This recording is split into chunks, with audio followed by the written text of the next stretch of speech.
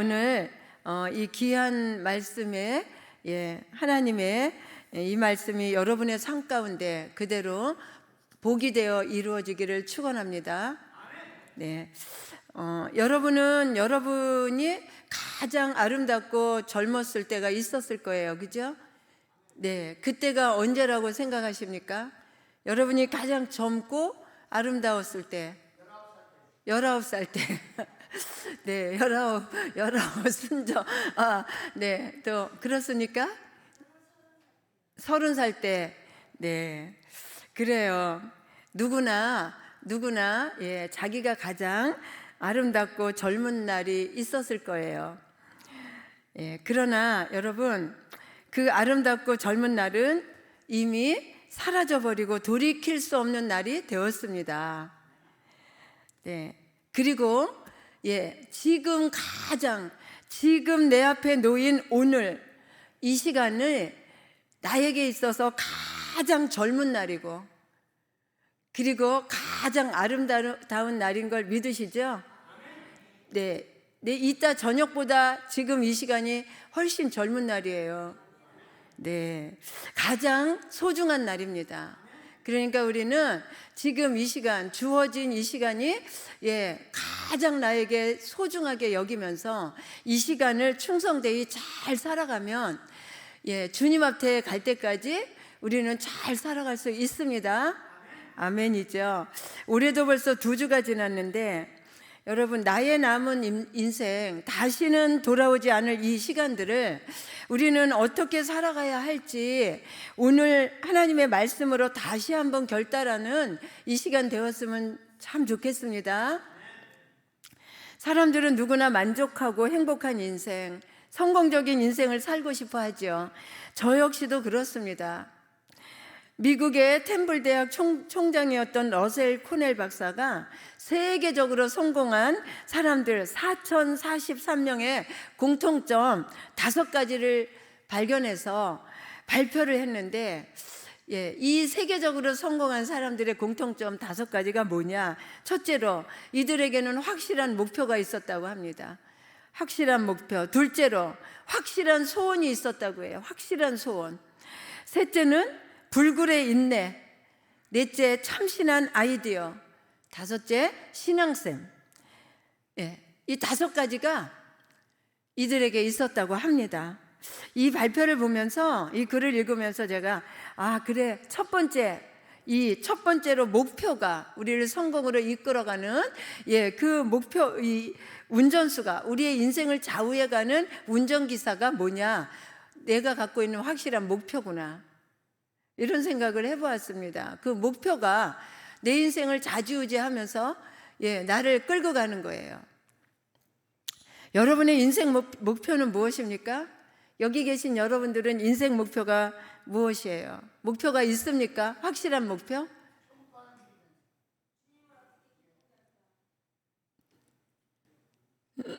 네, 그 목표에 대한 확실한 소원을 가지고 불굴의 인내로 나가고 있습니까?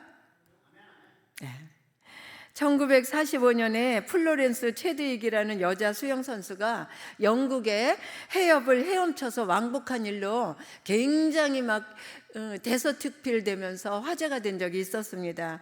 이 수영 선수가 그 후에 카타리니 섬에서 캘리포니아 해변까지 16시간을 쉬지 않고 수영을 했는데 갑자기 짙은 안개가 몰려왔어요. 그녀는 사력을 다해서 안개를 헤치고 나갔지만 안타깝게도 기권을 했습니다. 16시간이나 헤엄쳐 와서 기권을 했습니다. 그녀가 배에 승선해서 해변에 도착해 보니까 그 안개 때문에 안 보였던 그 도착 지점이 자기가 기권한 지점에서 불과 500m밖에 안 되는 그런 짧은 거리였다고 합니다. 이 안타까운 실패 후에 그녀는 기자 인터뷰에서 이렇게 말했대요. 내가 실패한 이유는 추위도 아니고 피곤해서도 아니고 기력이 떨어져서도 아니고 사실은 안개 때문이었다. 안개로 인해서 목표 지점을 보지 못했기 때문에 정말 목표 지점만 볼 수가 있었다면 어떻게 해서든지 나는 도착했을 것이다 하면서 눈물을 흘렸다고 합니다. 여러분, 초인적인 힘으로 16시간이나 헤엄쳐 왔는데 겨우 500m 남겨놓고 포기했던 이 뼈아픈 실패의 장애물이 뭐였어요? 안 보였어요. 안개였어요. 얼마나 억울하겠습니까? 그 장애물을 극복하지 못한 것이 그 실패의 요인이 되었습니다. 여러분, 그렇습니다. 우리도 살다 보면 우리 앞에 장애물이 반드시 나타납니다. 크거나 적거나 장애물이 반드시 나타납니다. 그런데 이 장애물이 나타날 때 목표가 보이는 사람은 성공하지만 목표를 놓치면 실패합니다. 우리 신앙생활도 마찬가지라는 거예요. 여러분의 인생 목표는 무엇입니까? 우리의 궁극적인 목표는 어디가 돼야 돼요? 저 영원한 천국, 예수 그리스도가 우리의 궁극적인 목표가 되어야 될 줄로 믿습니다. 할렐루야. 여러분, 하나님께서도 우리만 목표를 가진 것이 아니라 우리 하나님께서도 우리를 향한 목표가 있다는 거예요. 그 목적을 가지고 있다는 거예요. 오늘 본문 말씀에서 하나님께서 요단강의 기적을 통해서 이스라엘 백성들에게 알게 하시려는 하나님이 우리를 향한 세 가지 목적이 있음을 우리가 본문 말씀에서 발견할 수 있습니다. 그 첫째가 뭐냐면 우리 7절입니다. 7절 함께 읽겠습니다. 7절 시작.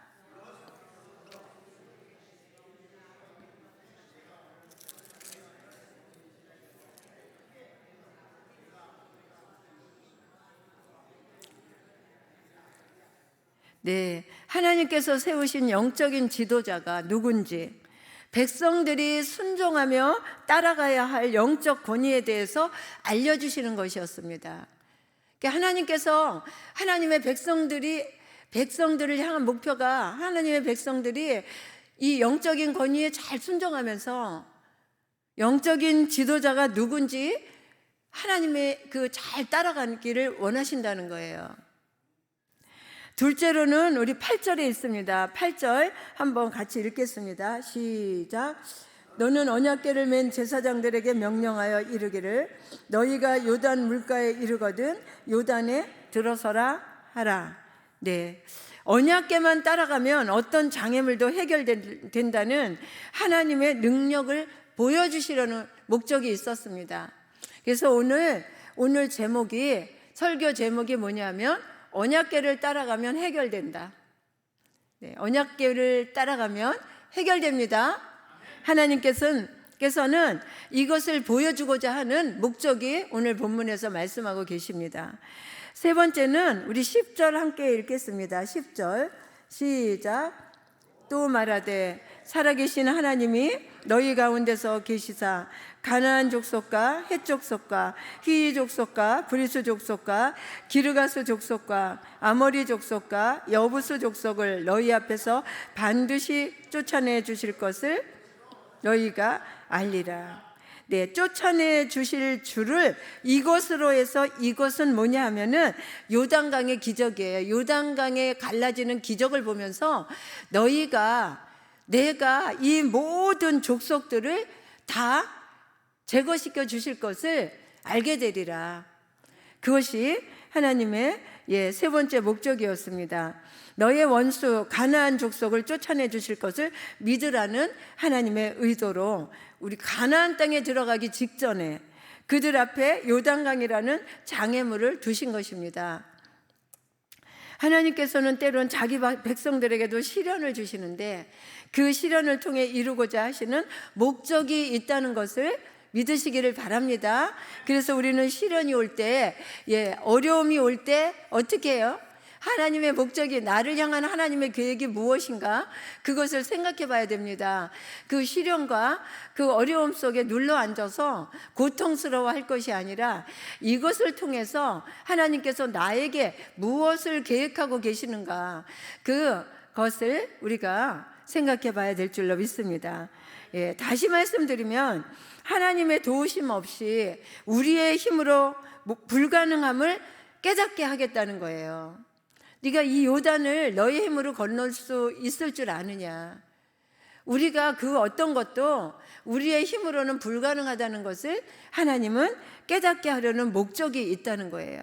그래서 하나님의 말씀에 순종하는 믿음의 사람을 세우고 만들려는 그 목적으로 우리에게 시련과 장애물을 주시는 것입니다.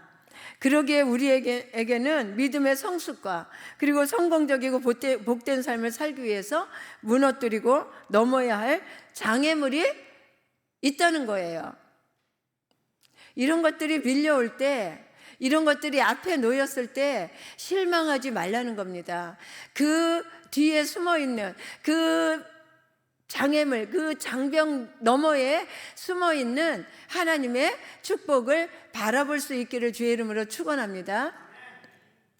하나님의 복은 언제나 광야 너머 장벽 뒤에 있습니다. 우리가 뛰어넘어야 할 장벽은 어떤 것들이 있을까요? 습관적인 불순종, 습관적인 죄의 장벽, 낙심과 우울의 장벽, 이기심과 두려움의 벽, 저마다 각기 다른 환경과 그리고 각기 다른 고난, 그리고 생각으로 높이 쌓아 올린 하나님의 말씀을 거역하고자 하는 거역의 장벽들이 있습니다. 어떤 분에게는 또 질병의 장벽이 있겠죠. 여러분, 한번 이 시간에 생각해 보시기를 바랍니다. 내 자신이 뛰어넘어야 할 장벽들은 무엇일까? 이 많은 것들 중에서, 이 많은 인생의 장애물들 중에서 내 자신이 뛰어넘어야 할 그 장벽들은 무엇일까? 무엇입니까? 이 시간에 깊이 한번 깨닫게 되기를 축원합니다. 그리고 그 장벽들로 인해서 여러분 염려하고 근심하지 마십시오. 오히려 그 시련과 장애물들은 여러분의 믿음을 통과할 때, 그 시련과 장애물들이 여러분의 믿음을 통과하여서 해결될 수 있는 위장된 축복임을 기억하시기 바랍니다. 그래서 이 장애물은 내가 내 믿음이라는 나의 믿음을 통해서 오는 위장된 축복이라는 거, 하나님께서 그렇게 나에게 먼저 시련을 주신다는 거예요. 왜냐하면 하나님께서 처음부터 복을 왕창 내려주면 우리가 그거 감당할 수 있을까요?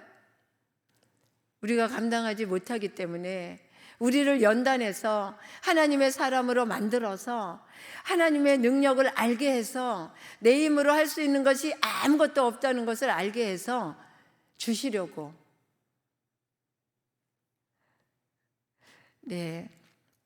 그렇다면 하나님의 입장에서 보면 왜 그렇게 하셨을까? 하나님의 입장에서 보면 이스라엘 백성들이 두려워하는 그 철철 넘쳐서 범람한 그 요단강 물이 아니라, 철병기로 무장한 가나안 7족속이 아니라, 하나님이 걱정하는 것은 뭐냐면 그 백성들이 믿음 없는 것이었습니다. 그 백성들이 믿음 없는 그 문제를 하나님의 입장에서는 너무나 안타까우셔서 이렇게 우리에게 시련과 아픔과 때로는 고난을 주시는 것입니다. 그래서 고난은 위장된 축복입니다. 전에 우리 정민이가 병원에 입원했을 때 지금 이은자 사모님, 이성수 목사님 사모님이 병원에 신방 오셔가지고 엘리베이터 앞에서 내 손을 꼭 잡으면서 하신 말씀이 무슨 말씀이냐 하면은, 그때는 제가 집사였죠. 집사님, 오늘의 고난은 하나님께서 주시는 위장된 축복입니다. 이 말씀 한마디를 하시는데 제가 눈물이 그냥 막 가슴에서 강심으로 강같이 흐르는 것 같더라고요. 병원 엘리베이터 앞에서 막 너무 많이 울었습니다. 하나님께서는 그러면서 나에게 어떤 생각을 주셨냐면은, 그래, 이것이 위장된 축복이지. 그러면 분명히 내가 이것을 잘 인생의 걸림돌이 아니라 인생의 디딤돌로 딛고 일어서면 분명히 이 뒤에는 하나님의 엄청난 어마한 축복이 나를 기다리고 있을 거야. 이런 생각에 용기가 팍 나더라고요. 그런데 하나님께서는 어떻게 하셨어요? 여러분도 다 아시는 것처럼 그렇게 그 축복으로, 그 위장된 축복으로, 그 고난을 잘 총괄했더니 엄청난 축복으로 내게 허락하셨습니다. 우리 모두에게 하나님은 그렇게 하신다는 것을 믿으시기를 바랍니다. 그래서 내가 정복할 세상이, 내가 넘어야 될 환경이 문제가 아니라 환경이 어떤 모습으로 다가올지라도 그 장애물을 바라보는 나의 믿음이 문제라는 것을 깨닫게 되는 이 시간 되기를 축원합니다.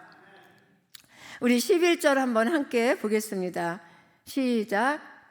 보라, 온 땅에 주의 언약궤가 너희 앞에서 요단을 건너가니. 예, 그렇습니다. 그래서 하나님께서는 요단강의 기적을 경험하게 해서 우리에게 믿음을 심어주고, 우리가 요단강을 가를 수 없잖아요. 거기 들어가면은 그냥 떠내려가서 죽는 거예요. 빠져 죽는 거예요. 그런데 하나님께서는 그 기적을 경험하도록 바라보는 믿음을 먼저 심어주고 하나님께서 앞서 행하셨다는 거예요. 온 땅에 주의 언약궤가 너희 앞에서 요단을 건너가니, 우리 앞서 하나님께서 행하시며 지금까지 인도에 오셨다는 사실을 우리에게 확인시켜 주기 위해서, 이스라엘 백성들에게 확인시켜 주기 위해서 여러분에게 지금 재정으로 아니면 건강으로 아니면 뭐 자녀의 일로 남편의 일로 크고 작게 고난을 역경을 주신다는 것을 믿으시기 바랍니다. 그래서 이것이 나에게 고난이 아니라는 것을 믿으시기 바랍니다. 여러분, 하나님께서 틈만 나면 원망하고 불평하는 백성들에게 심어주고 싶은 믿음이 어떤 믿음이었을까요? 틈만 나면, 광야에서 그렇게 하나님이 인도하시는 것을, 하나님의 기적을 그렇게 눈으로 목도하면서 광야를 출애굽해서 광야에서 메추라기와 만나로 먹여주시는 그 하나님의 기적을 보면서도 틈만 나면 원망하고 불평하는 그 백성들에게 심어주고 싶은 믿음이 어떤 믿음이었을까? 궁금하지 않으세요? 우리 15절 16절 함께 읽겠습니다. 시작. 몸에 꺼두는 시기에는 항상 언덕에 넘치더라. 궤를 맨 자들이 요단에 이르매 궤를 맨 제사장들의 발이 물에 잠기자 곧 위에서부터 흘러내리던 물이 그쳐서 심히 멀리 사르단에 가까운 아다뭇 변방에 일어나 쌓이고 아라바의 바다 여매로 향하여 흘러가는 물은 온전히 끊어지매 백성이 여리고 앞으로 바로 건널세.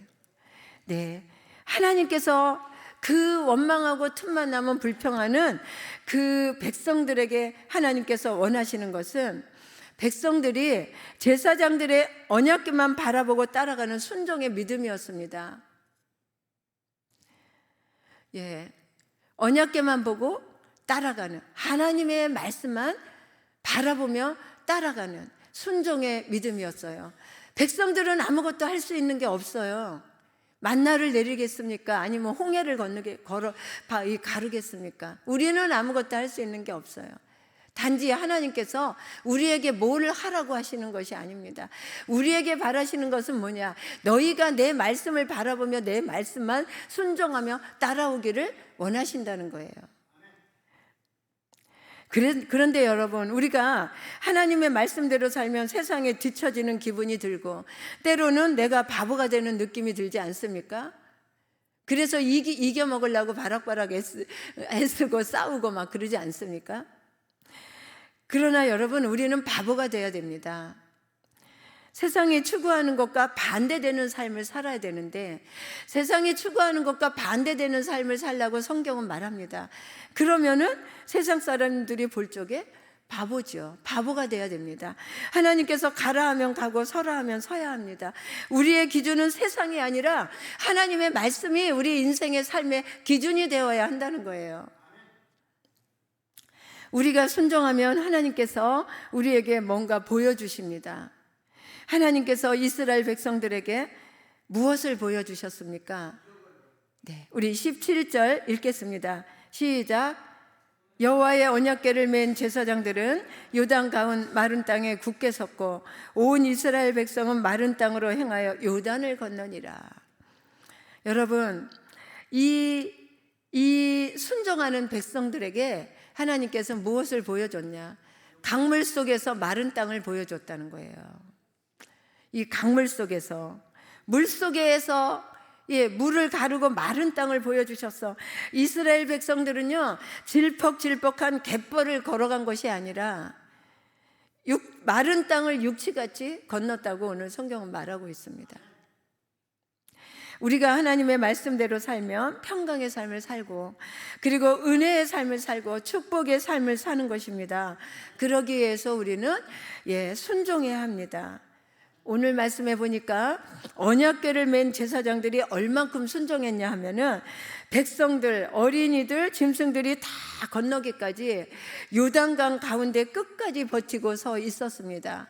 그 제사장들의 발이 요단강에 들어갔을 때 요단강이 갈라졌기 때문에 짐승까지 다 건너도록 끝까지 순종하며 그 요단강에 서 있었습니다. 13절 우리 함께 읽겠습니다. 시작.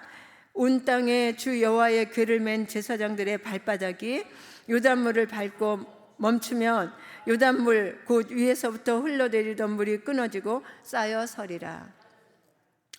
네, 이 말씀에 순종했습니다. 우리 본문을 보시면 제사장들이 발이 잠기고 무릎이 잠기고 허리가 잠기고 목이 잠길 때까지 들어간 것이 아니라 앞으로 계속 진전한 것이 아니었습니다.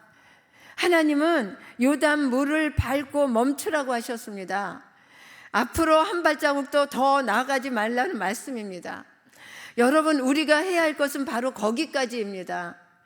예배를 드리고 기도를 하고 전도를 하는 것은 우리가 해야 하는 것입니다.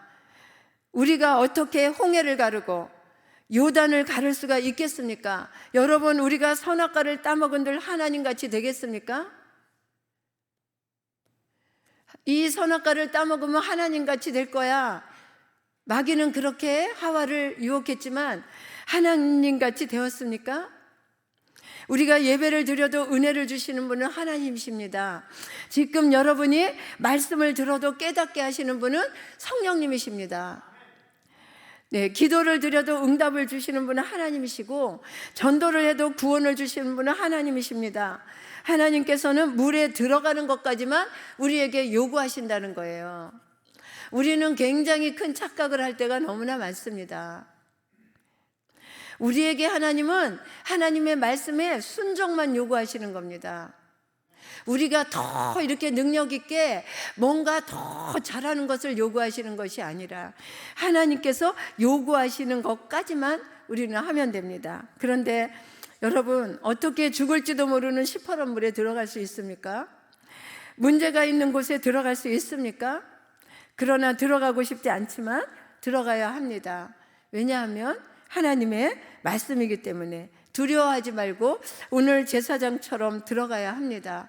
우리가 어떤 문제에 부딪혔을 때 피하지 말고 맞서 싸워야 극복할 수 있다는 것이 오늘 바로 하나님의 말씀만 바라보고 순종하며 따라가는 언약궤의 믿음입니다. 그것만이 우리가 하나님께 할 수 있는 전부인 거예요. 이 언약궤의 믿음을 가지고 언약궤만 따라가는 것이 우리가 할 수 있는 전부라는 거예요. 순종하는 것이 우리가 할 수 있는 전부라는 거예요. 열매는 다 하나님이 맺으시고 결과는 다 하나님이 거두시는 겁니다. 더 이상 오버하면 교만하게 되고 이단이 되고 교주가 되고 공동체가 시끄러워집니다. 맡은 자리에서 자신이 해야 할 도리에 충성만 다하면 되는 것입니다. 그 다음부터는 하나님께서 일하십니다. 하나님께서 일하실 때 어떻게 일하십니까? 이사야 43장 2절 말씀 우리 함께 보겠습니다. 시작. 네가 물 가운데 지날 때에 내가 너와 함께 할 것이라. 강을 건널 때에 물이 너를 침몰치 못할 것이며 네가 불 가운데로 지날 때에 타지도 아니할 것이요 불꽃이 너를 사르지도 못하리니. 네, 하나님께서 일하실 때 이렇게 하십니다. 우리가 발로 물을 밟으면 순종하며 거기까지만 들어가서 요단강 물에 발을 디드라, 거기까지만 말씀하셨어요. 근데 만약에 물이 갈라지네 하면서 이 제사장들이, 이 백성들이 야 물이 갈라진다, 우리 빨리 막 가자 막 이렇게 했으면 어떻게 했겠어요? 물이 다시 이렇게 되지 않았을까?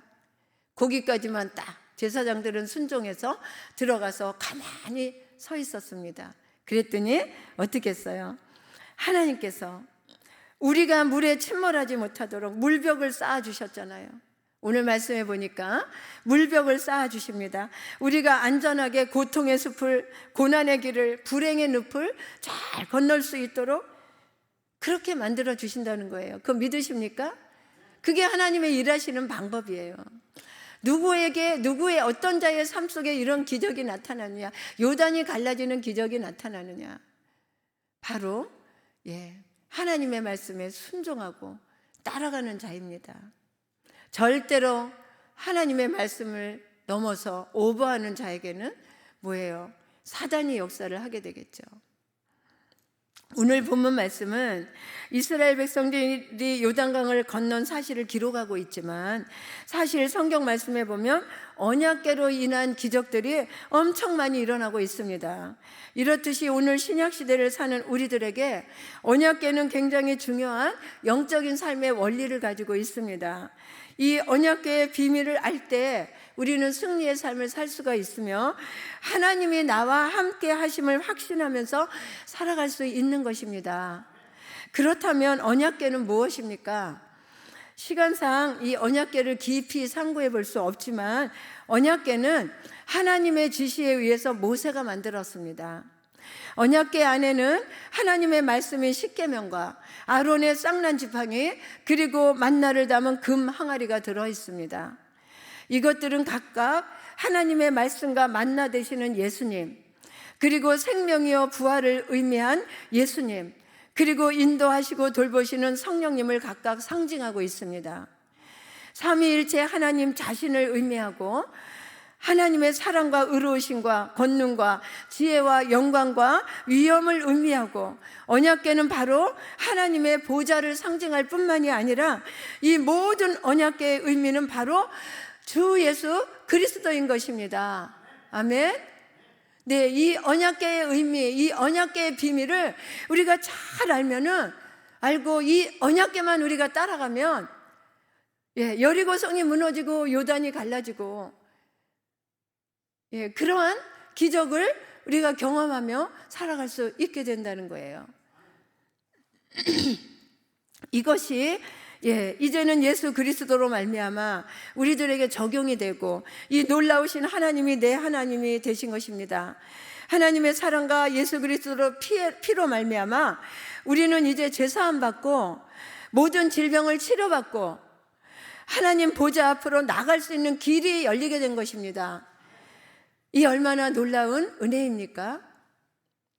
하나님의 언약궤는 1차적으로는 성막에서 백성들의 제사를 받으시며 우리를 만나주시는 역할이었지만, 동시에 여러 가지 기적의 역사가 언약궤의 중심으로 일어난 것을 알 수가 있습니다. 그러니까 하나님은 천국에만 계시는 분이 아니라 여러 가지 우리의 삶 가운데서, 우리의 삶의 현장 속에서 역사하시고 나타나 주시기를, 그래서 우리와 함께 하시기를 원하시고 그렇게 하시는 하나님이시라는 것을 믿으시죠? 네. 믿는 자에게 이 하나님의 역사가 여러분의 삶의 현장 가운데서 나타나게 될 줄로 믿습니다. 아멘. 하나님은 이스라엘 백성들을 광야 40년 동안 불기둥 구름기둥으로 인도하셨고, 광야를 행진할 때 언약궤는 사흘길 앞서서 행했고, 불기둥 구름기둥은 바로 언제나 언약궤 위에 나타났던 것입니다. 이것은 바로 하나님이 그들과 함께 계심을 항상 확인할 수 있는 것이고, 하나님이 친히 그들을 인도하시고 보호하심을 확신시켜 주시는 것입니다. 물론 이것은 오늘날 우리 성도들이 이 광야 같은 세상을 살 때에 성령님이 이렇게 우리를 인도하시고 함께 하신다는 것을 의미하는 것이기도 합니다.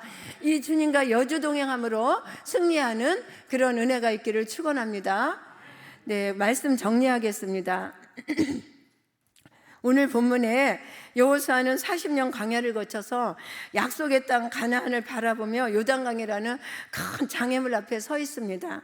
지금까지도 그랬듯이 하나님의 언약궤만 따라가면 그 어떤 장애물도 갈라주실 줄 믿었기에 두려워하지 않았습니다. 그 믿음과 순종으로 언약궤만 바라보고 쫓아갔던 백성들은 요단강을 육지같이 건너는 기적을 체험하면서 마침내 약속의 땅, 젖과 꿀이 흐르는 가나안 땅으로 들어가게 되었습니다. 여러분, 하나님의 언약궤 앞에서는 철통 같은 여리고성도 힘없이 무너지고, 언약궤 앞에서는 그들의 우상이었던 다곤상도 넘어져서 목이 부러졌고, 적군인 블레셋 사람들의 몸에 질병이 펴져 죽어갔습니다. 이스라엘 백성들은 전쟁할 때도 언제나 언약궤를 메고 앞세워서 싸우러 나갔습니다. 언약궤는 하나님의 임재의 상징이기 때문입니다. 성경에 언약궤를 모심으로 큰 복을 받은 사람이 누굽니까? 언약궤를 모심으로 큰 복을 받은 사람, 오벳에돔이죠. 네, 언약궤를 모신 오벳에돔의 집에 크나큰 복을 하나님은 주셨습니다. 여러분, 하나님을 모신 그 사람이 바로 복된 사람입니다. 하나님의 자녀들에게는 그 언약궤를, 이 언약궤를 누리는 믿음이 있어야 합니다. 언약궤가 가는 곳에 하나님의 임재하심과 영광과 권능이 나타나셨듯이 지금 우리가 가는 곳에 놀라운 하나님의 권능이 함께 하고 계심을 믿으시죠? 네, 이 사실을 알고 믿고 의지하며 하나님을 따라갈 때 우리는 내 힘으로 사는 것이 아니라 내 안에 계신 주님을 인하여 살게 되는 것이에요. 그러므로 우리는 모든 일을 예수님의 이름으로 해야 됩니다. 누구든지 예수님을 믿는 자들은 언약궤를 갖고 있는 놀라운 자들이기 때문입니다. 저와 여러분이 이렇게 놀라운 자들입니다. 구약의 하나님의 언약궤는 신약에 와서 지금 성전된 내 몸 안에 계십니다. 여러분의 몸 안에 계십니다. 성령의 권능을 통해서 임하여 계시는 겁니다. 구약에는 언약궤를 메고 다녔지만 지금은 메고 다닐 필요 없어요. 성령의 권능으로 내 안에 계시기 때문에. 여러분, 지금 여러분 인생에 무슨 염려 때문에 공고하십니까?